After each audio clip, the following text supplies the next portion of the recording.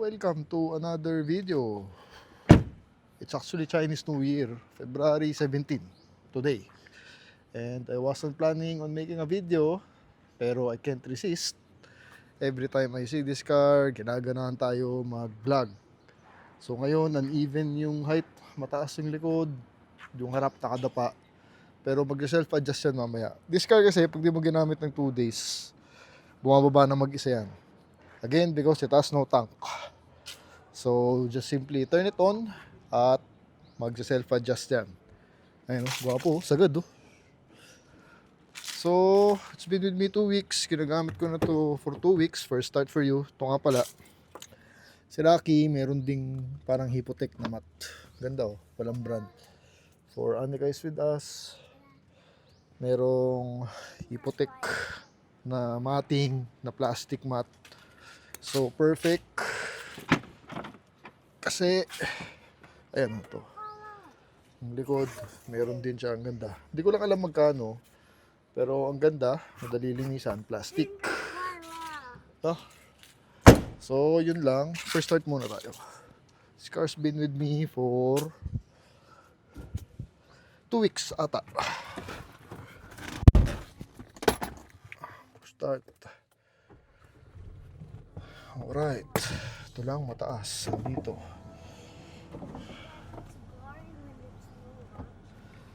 So, agenda for today. Punta lang tayong kay Mami. Sa Commonwealth, bisitahin natin siya kasi Chinese New Year. Wala kaming ginagawa ni Anika. So you can see, the Bluetooth is working finally. So may Bluetooth siya. Kaya ang sarap gamitin. Nakaka-Bluetooth ako. No? Buti natin. Anyway, punta na tayo Commonwealth, bisitahin si Mami. Then let's talk about the car. Okay. So again, it's been with me for 2 weeks, the Range Rover. It's been great. Dinadala ko na ng office yan. Twice a week, coding car. Kasi yung coding ng Lexus natin is 7. So Thursday. So dinadala ko ng Thursday to, minsan even Monday. To start the week, right? So dinadala natin. Tested na tested, minamalas din siya. Usually pag dinadala ko ng Thursday, traffic is heavier than usual. No? So 2 hours sa traffic, sa EDSA traffic pa uwi sa gabi, sa Skyway traffic, Quezon Avenue traffic, J. Araneta traffic. Subok na subok. It's quite raining today. Happy New Year, Chinese New Year. So, masasabi ko lang talaga, sobrang sarap ng feeling when you're driving this Range Rover Sport Diesel. You've got the twin power turbo diesel. So, yung sa lakas, hindi ka mabibitin. Ang lakas niya, ang tuling niya. No? Actually, ang gusto ng auto is to drive her really fast. Yun ang gusto niya. So, something nice. A different feel talaga. So yan, nagagamit ko na siya ng EDSA, ng office. That's why I'm pretty much very confident for this car. And sinasabi ko sa inyo, ang binibili nyo dito is yung premium feel sa loob. Yan ang binibili nyo dyan. 13 years na ang kotse. 2013, the model. And the feel is still very, very premium. Luxury. VIP na VIP. No? Sa lahat ng coaching naman na yun natin, ito yung pinaka-kakaibang feeling. Talagang luxury yung feeling. Ang sarap i-drive. Sarap sa pakiramdam. No? Pag stress ka sa work, ito, da-drive mo pa uwi, mawawala stress mo. Dahil you will be excited. Okay lang ma-traffic ka. You know, you don't mind. Kasi nga, yung feeling ng coaching to, the autobiography, is very, very premium. Ang sarap lang sa pakiramdam. And this car gets a lot of attention dahil yung itsura niya boxy. Tapos yung kulay niya, uncommon. Diba? Sporty na sporty ang dating. Artista ang feeling mo pag ninadrive mo ang coaching to. Grabe talaga. Ginagamit ko lang siya once or twice a week. I don't want to keep the mileage up. It's only 50,000. Batang bata. No? Tsaka fresh na fresh. Kitang-kita nyo naman. So, Anika is here. First time namin ni Anika to spend much time here in the Rover, kaming dalawa. Kasi nga, wala namang ginagawa ngayon. Chinese New Year, it's a holiday, it's Tuesday. So I decided to spend the Daughter-Father Day with the Range Rover. Hope you guys are doing great. Happy New Year. Ito lang, one piece I've noticed, to, yung circulating, parang 30 minutes, naka-timer lang yan. So, kailangan ko siya ngayon. Ayan. So, from time to time, kailangan mo siyang ngayon. Nag-automatic shut off. I don't know, kasi sa Europe siguro, di ba? Kasi fresh ang air sa Europe eh. So, hindi naka-permanent. Unlike dito sa atin, naka-permanent yan. So, you have to be wary. Keep in mind na nawawala-wala yan. Kasi minsan, mangangamoy usok sa loob. You will smell the pollution inside sometimes, especially when it's traffic. So when that happens, ibig sabihin, nag-time out na yan. So you have to be aware. Press mo lang siya. No? Yun lang naman. Tapos sometimes, medyo mahirap siya i-start dito. Lalo na pag matagal mong di ginamit. Pero tagalan mo lang yung pindot. She should fire up. No? And this one also, madalas mo tamaan pala to. So nag-switch bigla sa Tiptronic or sport mode, manual mode. Kaya dito mo na lang hawakan. Magaan naman eh. So the steering is very light naman. So you can drive her here. Using this, grabbing her here sa back. No? So super driver friendly. Your wife can drive this. Kayang-kaya. Yeah, 1, 2, 3. Oh, ganda no? Classic na classic. Oh, reserve. Pero this car, I'm loving it so much. Paulit-ulit ko sinasabi because it's true. I really like this car. Iba yung feel niya, very dependable. You've got the diesel power, very prestigious. Talagang, it's an experience. So 13 years old, pero still looking sharp. Gandang auto, value for money, mura na lang ngayon to. This one is, Rocky is asking 1.5. No? So value for money na yun. For 1.5 you get all of this luxury. Diba? Kasi pamilya mo, solid eh. May Evo 4 sa likod. There. Oo, nakikita nyo. 4 ata yan. No? You know me. Ayan. I'm a fan of the Evo. Woo! The 4 nga. And it's white. Ganda. Siyempre, a very desirable car. And appreciating value. So yung wing, oh. Pero ako, the 3, the 7, and 8. Yan, yung trip natin. But it's nice to see nice cars on the road. Holiday. Tuesday morning. And we are inside one. How are you, Anika? Happy ka dyan? Naka-seatbelt ka pa. Oh, di ba? So your family can enjoy this car also. Kasi SUV naman siya. Kaya solid na solid. And talagang ganda ng mags na nilagay ni Rocky. Trip na trip ko. 22s na yun. So far, walang traffic. Saturday. So it's a beautiful drive. I hope you guys are enjoying the Range Rover also. For those na hindi pa handa mag-Euro, I understand. Siyempre, ang Euro nakakatakot. No? Mahal ang pesa, the electronics, the modules, the computers. Pero, you know what? Time is changing. Mas marami ng parts ngayon. Thanks to China. At marami ng technicians ngayon. Kasi ngayon, scanner, sobrang dami ng shops na gumagawa ng mga Euro. At dali na mag-order ng parts ngayon. Install na lang, scan na lang. No? At the end of the day, pare-pareho lang din naman yan. Tornilyo lang din naman yan. As long as na you have the part, normally install na lang yun. No? So I encourage you to try Euro kasi especially now, depreciation is our friend. Dahil murang-mura ang mga Euro and you get all of this. No? May enjoy mo sila. Kasi iba pa rin talaga ang charm ng Euro. Ang daming features, driving experience niya is totally different from a Japanese or Korean or American. No?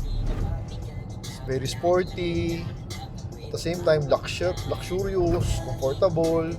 Yan ang Euro eh. Tsaka yung design sa labas, ang pogi talaga. Diba? So, yun lang. Hope you guys like this car. Kaya gumagawa tayo ng video na ganito to encourage you. No? Kasi iba talaga ang Range Rover. Ito pala yung the Land Rover, nabili to ng BMW. So during this time, marami pang BMW influence ditong coaching to when they were making this one. And then after BMW, binenta na sa Tata. Indian company ata yun, Tata. No? So yun yung history ng Land Rover. Dati BMW siya. Kaya may mga BMW influence dito sa Range Rover na to. Anika is watching, naka-Bluetooth. Yan, diba? So, nakaka-enjoy siya kung long trip, hindi siya mabubore. Anyway, even yung even the Cayenne, ang mura na lang talaga ngayon. Talaga yung depreciation ng mga Euro is our friend, ang laki. Grabe bumagsak. Kasi nga, no one is buying second hand. Pag Euro, it's not for everyone. Kasi nga, I think they are scared. No? Siyempre, compared sa mga Japanese counterparts na mas madali i-maintain. It's true naman. The Japanese cars, easier to maintain. Mas maraming parts available, mas a lot simpler. No? So, kaya ganun. Pero what I'm saying is, sobrang value for money. Tulad ng Cayenne, mga 2008, 2009, 2010, as low, below 1 million, may nagbebenta na. And you get the V8 pa, the turbo pa, meron pa ako nakita, V8 turbo, 4.6 liter ba yun? Na Cayenne? Sobrang gwapo, no?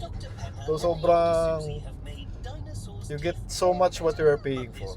That big engine, sport na sport, ang lakas siguro nun. Siyempre, it's running on air. Pero pag napagawa mo naman yung air suspension, good for another at least 5 years yan. No? Tsaka yung mga bumibili naman ng ganyan, may pambili naman eh. I mean, hindi naman sila takot to spend or to maintain these cars. No?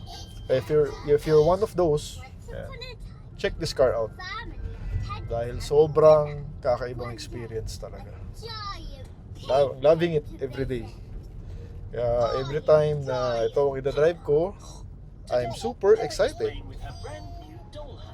Yun lang.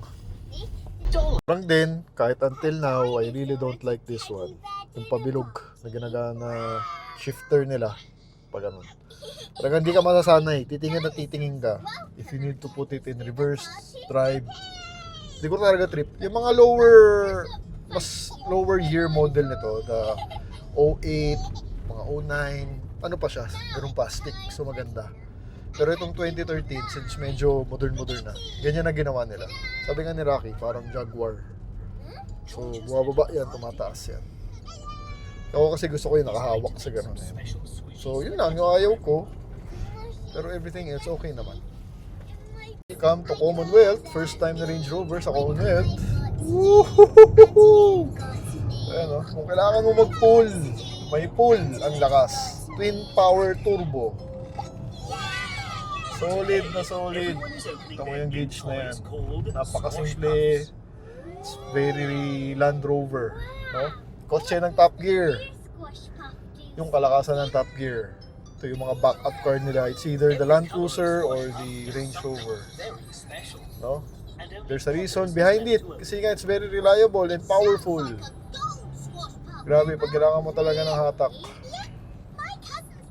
So, we are in BF, Commonwealth. So, dito ako lumaki. Grabe talaga ang progress dito, no? As you can see, left and right, punong-puno ng mga shop. Grabe, wild na wild, no? So, I guess yung mga tao na nakatira dito, hindi na lumalabas. Dito na lang, kasi kumpleto na. So, dito tayo lumaki. So much memories here. Dito tayo nag-umpisa rin mag-kotse-kotse with the influence of my father.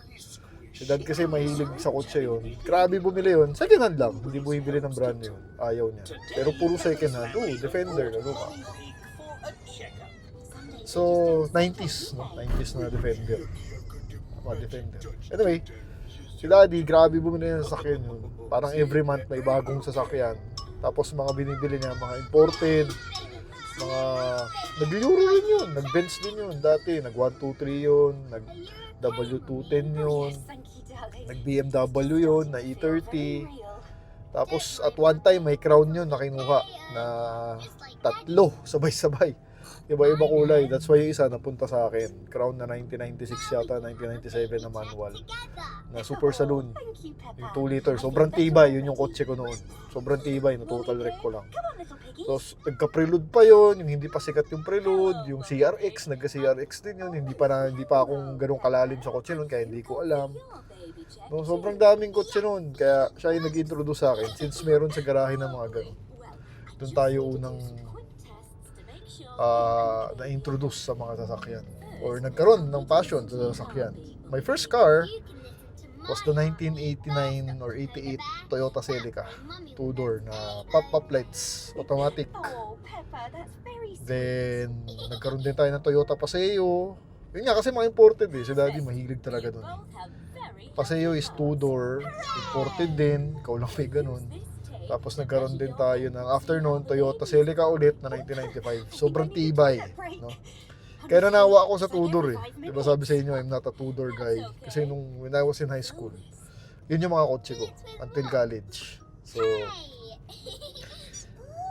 kaya ako, ngayon, ang gusto ko ay malalaking kotse, parang ganito.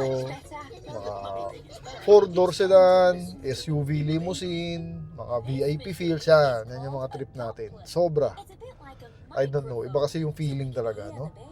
So anyway, daanan lang natin yung Max. Nagpa-order ako ng Max, syempre, para may pagkain sa bahay mamaya, bilama. Para hindi na siya magluto. So, bisita lang ba? Yun lang. Defender na 4-door, 110.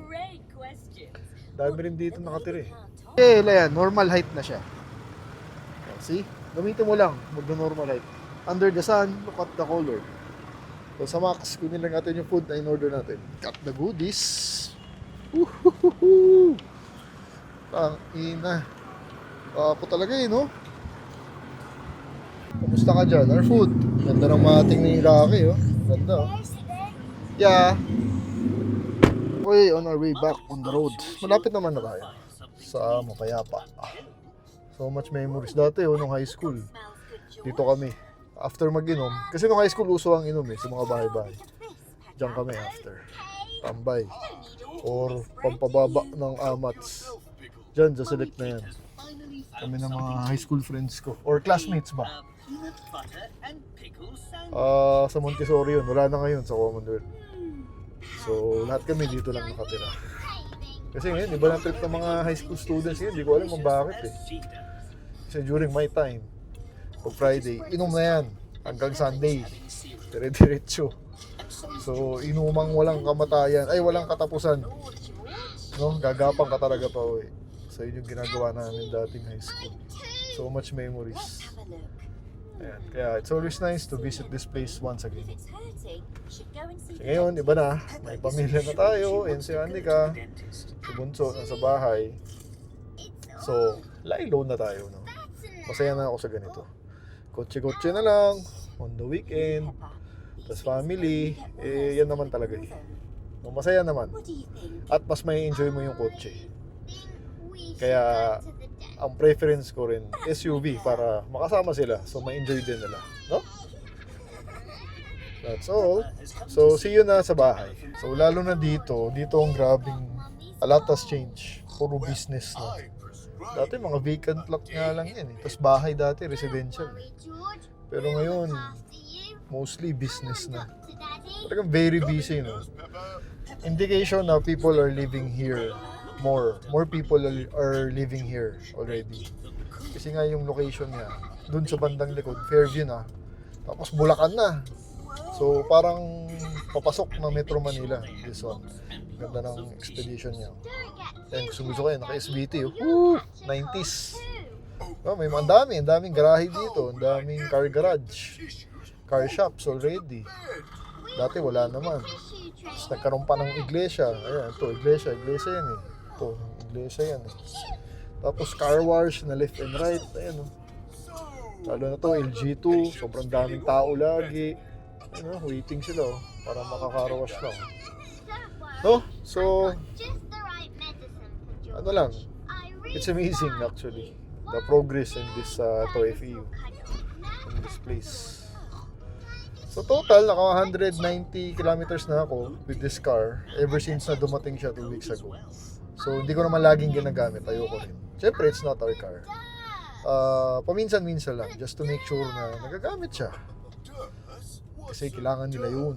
Welcome to Mapayapa Village 3. So, tapusin na natin yung vlog pagdating. Walang pala, even here inside the village, ang dami ng bahay. Dati nung college high school ako, iilan lang. Pero ngayon, ang gaganda pa. Ang lalaki, ito mo. May sobrang laking bahay dito. Ayan oh. Mansion! Oh, tiyang ina. Talo pa sa mga Green Meadows, no? Wild ng bahay na to. Solid to. Flood control. Hello. Ewan ko. Hindi ko alam sino may-ari yan. Tapos dito, puro ko supercars ang kotse nila. May mga Lambo dyan sa loob. Ang galing. Grabe. So far, yun ang pinakamalaking bahay na nakita ko. Talo pa yung Corinthians. Talo pa yung Green Meadows. Dito sila. So maganda naman kasi dito, tahimik din. Malayo lang talaga. But if your system is within the area lang, dito ka nagkatrabaho, Commonwealth, even Timog, pwede na. Kasi yung traffic ng Commonwealth, wild eh. Diba? So ito na. Okay, lapit tayo sa bahay. Sorry, baka umaba na naman tong vlog na to. I apologize, but then again, super happy always to make a video of this car.